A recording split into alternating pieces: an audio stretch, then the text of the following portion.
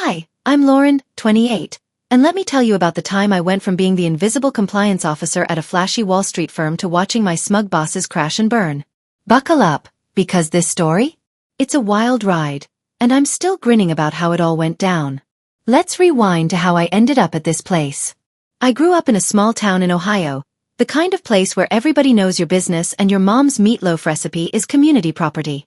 My parents were teachers, hard-working folks who drilled into me that integrity and attention to detail were non-negotiable. I was the kid who triple-checked her math homework and cried when I got a B+ instead of an A.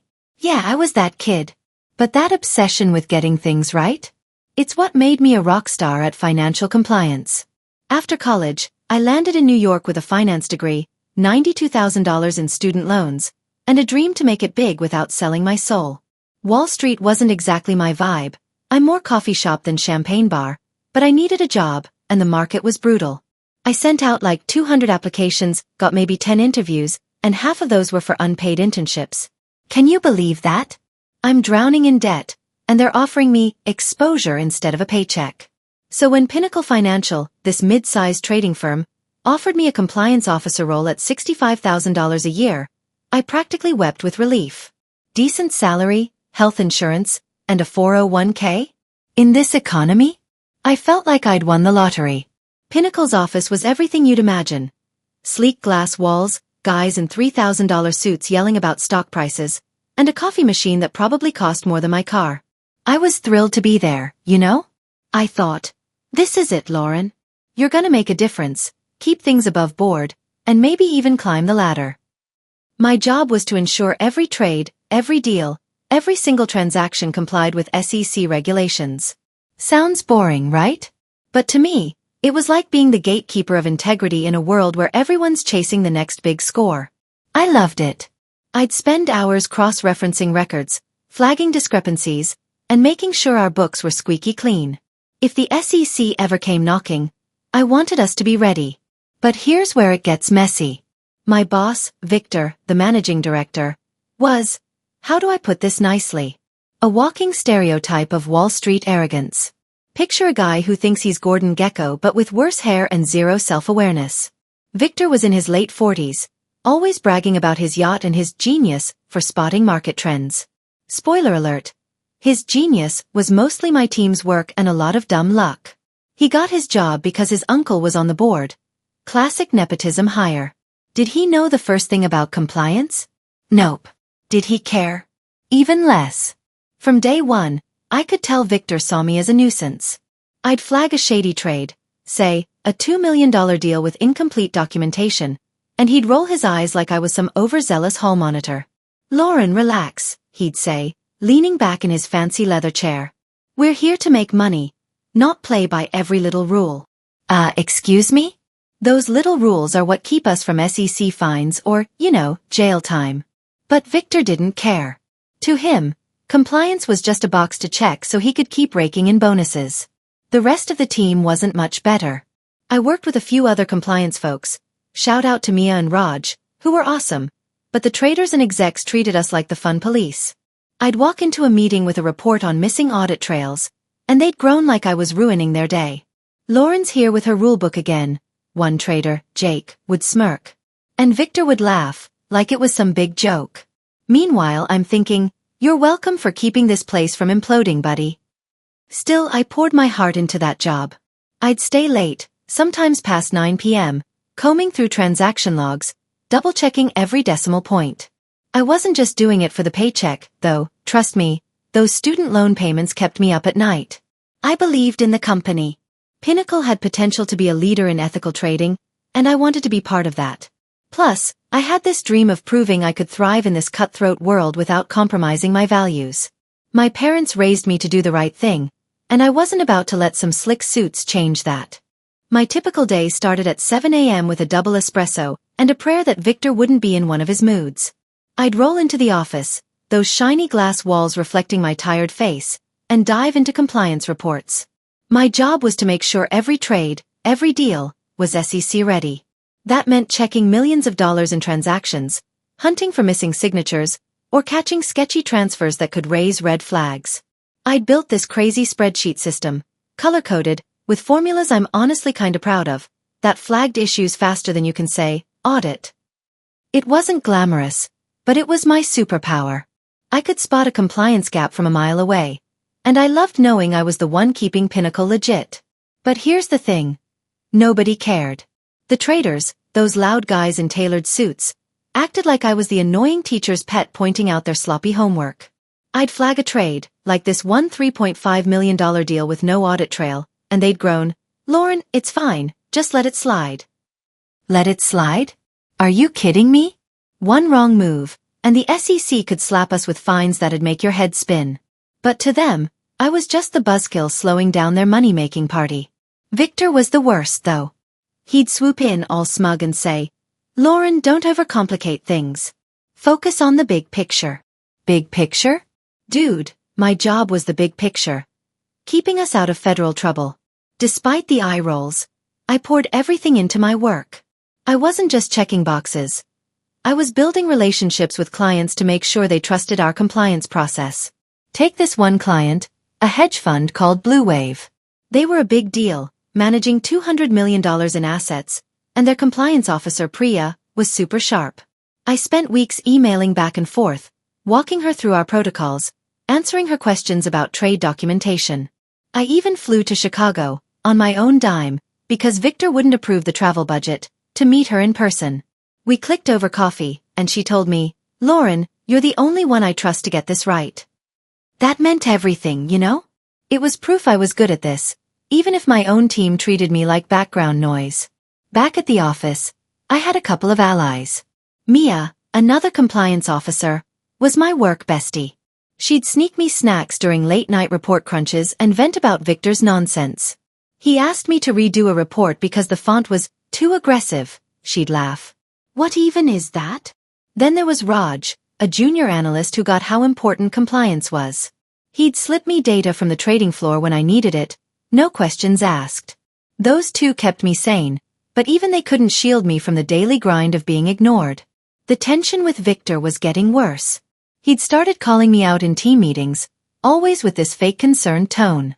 Like, I'd present a report on a risky trade pattern. Say, a series of $500,000 transfers with no clear source, and he'd cut me off.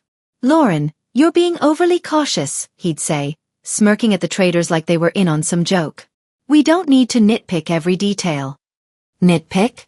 I was saving their butts from an SEC investigation. Once he even told me in front of everyone, "Maybe compliance isn't your thing if you're this paranoid." I just stood there, face burning, thinking, did that just happen? I wanted to scream, but I swallowed it down.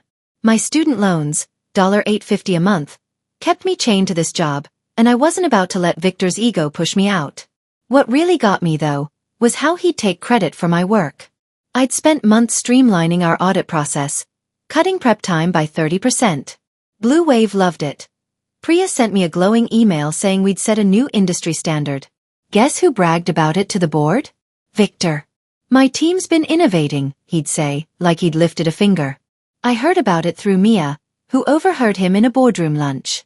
I went home that night and cried. Not because I was sad, but because I was so damn angry.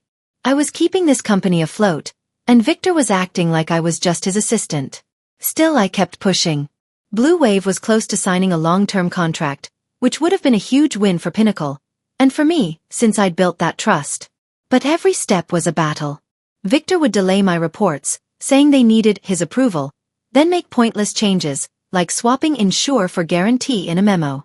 I'd have to redo everything, missing deadlines and pissing off clients like Priya, who'd text me, "What's the holdup?" I'd cover for him saying, "Just finalizing details," but inside I was screaming. Why was I protecting this guy who didn't even know what an audit trail was? I started feeling this knot in my stomach every morning. Was I crazy for caring this much? Should I just shut up and play along like everyone else? But then I'd think about my parents, who'd worked their whole lives doing the right thing, and I couldn't let go of that. I wasn't just fighting for me.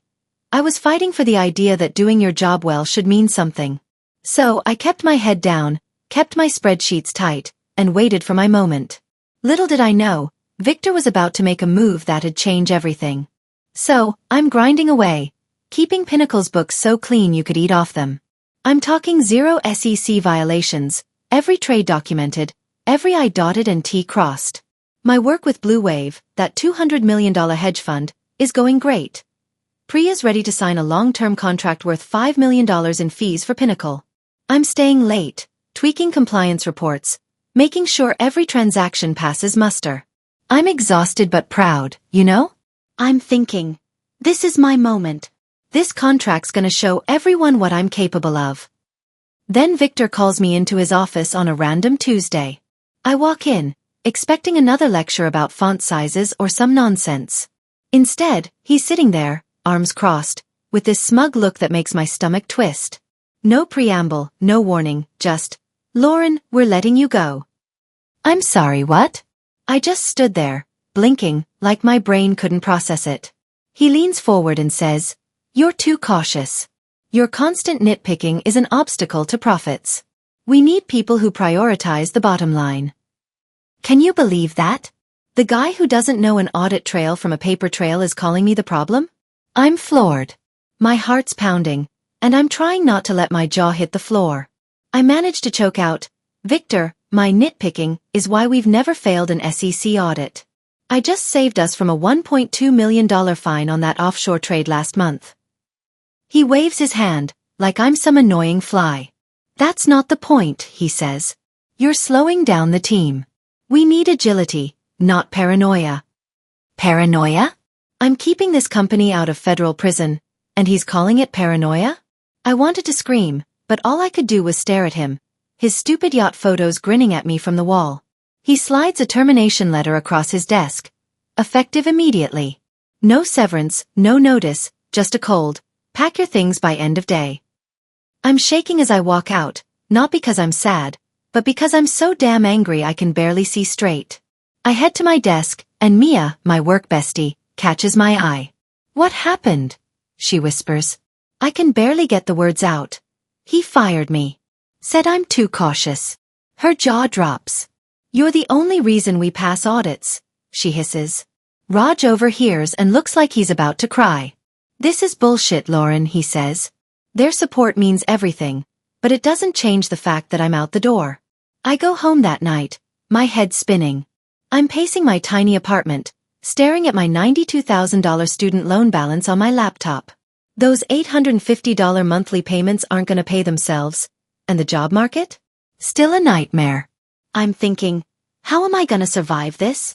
But then there's this other voice in my head, the one that sounds like my mom, saying, "You don't let people like Victor win." And that's when the real struggle kicks in. Do I just take this, slink away, and start over? Or do I fight back? I'm not gonna lie. I spent that first night ugly crying into a pint of mint chocolate chip ice cream. I felt so betrayed. I'd poured my heart into Pinnacle, stayed late, fixed their messes, built trust with clients like Priya. And for what? To be tossed out like yesterday's coffee grounds because Victor thought I was slowing down his precious profits? I kept replaying his words, "Too cautious, obstacle to profits." It stung, not just because it was unfair, but because it made me doubt myself. Was I too careful? Was I wrong to care so much about doing things right? But then I started thinking about all the times I'd saved their butts. Like that $3 million trade with missing KYC docs. I caught it and fixed it before the SEC sniffed it out. Or the time I stayed up till 2 a.m. rewriting a compliance report because Victor's edits would have flagged us for non-disclosure violations. I wasn't the problem. Victor was. And deep down, I knew something he didn't. An SEC audit was coming. Not some routine check, but a mandatory, unannounced deep dive into our records. I'd been prepping for it for months, organizing every transaction, every report, into a system only I fully understood. Without me, Pinnacle's books were a house of cards waiting to collapse. That's when I started to feel this spark of, not hope, exactly, but defiance. I wasn't gonna beg for my job back. I wasn't gonna let Victor's smug face be the last thing I remembered about Pinnacle. But I also wasn't sure how to fight back without looking petty or desperate. Should I call Priya and warn her? Go to HR? Spill the tea to the board? Every option felt risky. I mean, Wall Street doesn't exactly reward whistleblowers, you know? And with my loans and no job lined up, I couldn't afford to burn bridges. So, I did what I do best. I got organized. I pulled out my laptop and opened my personal backup drive. Yep. I'd been saving copies of every report, every email, every flagged trade. Call it paranoia if you want, but it was my insurance policy. I started scrolling through months of work, seeing the patterns. Victor overriding my warnings, pushing risky trades, ignoring compliance gaps. I wasn't just fired for being cautious. I was fired because I was a threat to his corner-cutting empire. And that's when I knew. I had something he didn't. I just needed to figure out how to use it. First, let's talk about that audit. I'd been prepping for it for months, ever since I got a tip from a friend at another firm that the SEC was cracking down on trading companies like ours. I'd built a whole system, spreadsheets, databases, you name it, to make sure every trade was traceable, every document airtight. It was my masterpiece, you know? But Victor? He didn't even know where the compliance folder was on the server. Without me, Pinnacle's books were like a jigsaw puzzle dumped on the floor.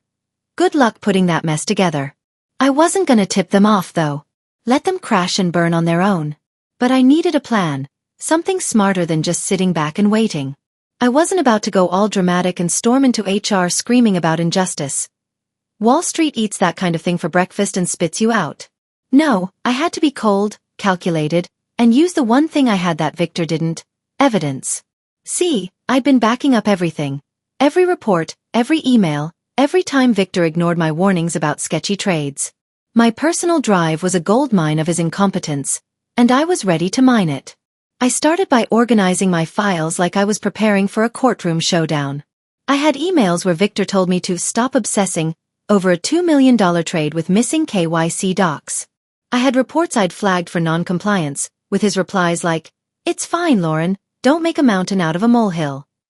I even had timestamps from our project management system showing how his delays caused us to miss deadlines with clients like Blue Wave. It was a paper trail of his screw-ups, and I was about to make it his noose. Next, I needed allies. I wasn't gonna go this alone. Too risky. I called up Mia, my work bestie, who was still at Pinnacle. Over coffee at a diner far from the office, I spilled everything. "Mia, they're gonna tank that audit," I said, showing her a few emails on my laptop. Her eyes got wide. "Lauren, this is damning. What are you gonna do with it?" I leaned in, keeping my voice low. "I'm not sure yet, but I need to know what's happening inside. Can you keep an eye out?" She nodded, no hesitation. "Victor's been a disaster since you left," she said. "The traders are freaking out, and he's blaming everyone but himself." Bingo! That was exactly what I needed to hear. Then there was Raj, the junior analyst who always had my back. I texted him, super casual like, "Hey, how's the compliance team holding up?" He called me back in like, 2 minutes. "Lauren, it's chaos," he said. "Victor's got us redoing reports we don't even understand, and nobody knows where your audit prep files are." I didn't tell him about my plan, not yet, but I asked him to send me any new compliance screw-ups he noticed. "Just, for my own records," I said, winking through the phone. Raj was in, no questions asked. I also reached out to Priya from Blue Wave. I didn't want to burn that bridge, especially since she'd trusted me. I sent her a carefully worded email. "Hey Priya, I'm no longer with Pinnacle, but I wanted to thank you for our work together. If you ever need compliance advice, I'm here." She replied within an hour, "Lauren, what happened? You were the only one I trusted there." I didn't spill the tea, not yet, but I hinted that Pinnacle might hit some compliance challenges soon. She got the message and promised to keep in touch. That connection? It was my safety net. Now, here's where I got strategic. I knew the SEC audit was coming, but I wasn't gonna sit around hoping it'd hit hard enough. I needed to make sure the right people saw the mess Victor was making. I remembered a contact from my grad school days, Emma, who now worked at a rival firm, Apex Capital. She was a senior compliance officer, and we'd bonded over late-night study sessions. I called her up, playing it cool. "Hey, Emma, just catching up. Heard anything about Pinnacle lately?" She laughed. "Oh, Lauren, word on the street is they're a mess without you. Why'd you leave?" I gave her the short version, fired for being too cautious, and casually mentioned the audit. "Sounds like they're in for a rough time," I said, planting the seed. Emma's ears perked up. "Interesting. Keep me posted, okay?" Oh, I would. My plan was coming together, but I was still wrestling with myself. Part of me, the part raised to keep my head down and play nice, felt guilty. Was I being petty? Should I just move on? But then I'd remember Victor's smug face, telling me I was an obstacle to profits, and my guilt turned to fire. This wasn't about revenge for revenge's sake. It was about accountability. Victor didn't just fire me. He put the whole company at risk with his corner cutting, and I wasn't gonna let him skate by while I scrambled to pay my bills. So, I spent hours crafting a report. Not for Pinnacle, but for myself. It was a timeline of every compliance failure Victor had ignored, backed up with emails, reports, and system logs. I didn't send it to anyone yet, but I knew it'd be my ace in the hole.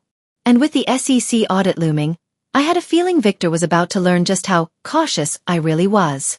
Little did he know, I was holding something that'd make his world come crashing down. Picture this. It's a week after Victor gave me the boot, and I'm at home, sipping coffee, scrolling through job boards, when I get a frantic text from Mia. Lauren, the SEC is here. It's chaos. My heart skips a beat, but I'm not surprised. I knew that unannounced audit was coming, and without my system keeping Pinnacle's records in check, they were screwed. I text back, "What's happening?" She replies, "Victor's losing it. Nobody can find your audit prep files, and the traders are freaking out." I lean back, a little grin creeping up. "Oh, Victor, you had no idea what you were in for when you called me an obstacle to profits." See, my compliance system was like a perfectly organized library. Every trade, every document, every audit trail in its place. But I was the librarian. Without me, it was just a pile of papers to those guys. The SEC auditors, who don't mess around, were tearing through Pinnacle's books, and from what Mia told me, it was a bloodbath. Missing KYC docs on a $4 million trade? Check. Incomplete audit trails for a $10 million deal? Yep. Transactions with no source verification? You bet. All stuff I'd flagged and fixed for years, but Victor had ignored my warnings, thinking he could skate by on charm and his uncle's boardroom clout. I didn't just sit back and watch, though. I'd been strategic, remember? I sent my report, that timeline of Victor's screw-ups, backed by emails, reports, and logs, to Emma at Apex Capital, my grad school friend. I framed it carefully, just sharing some industry insights from my time at Pinnacle. Might be useful for Apex's compliance team. Emma knew what I was doing. She called me the next day. "Lauren, this is gold," she said. "Our CEO's been eyeing Pinnacle's clients. If they crash, we're ready to swoop in." I didn't say it out loud, but I was thinking, go for it, girl. The fallout came fast. By day 2 of the audit, Mia texted me updates like a war correspondent. SEC found a $15 million trade with no compliance trail. Victor's blaming Raj. Poor Raj, but I wasn't worried. He'd sent me screenshots of Victor's orders to push it through, despite my warnings. The audit wrapped up in 3 days, and the verdict was brutal. Pinnacle got slapped with a $20 million fine for systemic non-compliance and a 6-month suspension of their trading license. That's the kind of hit that makes Wall Street gasp. The board was livid, and guess who took the fall? Victor. They didn't just fire him, they escorted him out in front of the whole office, box of yacht photos and all. Mia said it was like watching a reality show cliffhanger, and I wish I'd seen his face. But here's where it gets really good. The same day Victor got the boot, I got a call from Emma. "Lauren, Apex wants you. Partner level role, $150,000 base, plus bonuses. You in?" I nearly dropped my phone. Partner? At 34? Apex had been watching Pinnacle's implosion, and my report, plus Priya from Blue Wave singing my praises, convinced them I was the real deal. I said yes before she finished talking. A week later, I'm in Apex's sleek office, my own corner suite, working with a team that actually listens to me. Oh, and Blue Wave? They ditched Pinnacle and signed with Apex, thanks to Priya's trust in me. That $5 million contract I'd worked so hard for? Mine to manage now. Back at Pinnacle, the gossip was wild. Mia said the traders were in shock, whispering about how Lauren was right all along. Raj got a promotion to lead compliance, and he texted me, "You're a legend, Lauren. We miss you." Even some of the traders who'd mocked me sent LinkedIn messages, all, "Hey, great work at Apex." I didn't respond. Let them sweat. The best part? Pinnacle's stock tanked 30% after the fine, and the board replaced half the C-suite. Victor? Last I heard, he's consulting from his yacht, which is probably up for sale to cover his legal fees. Looking back, I'm not gonna lie, it feels amazing. Not just because Victor got what he deserved, but because I proved I was more than too cautious.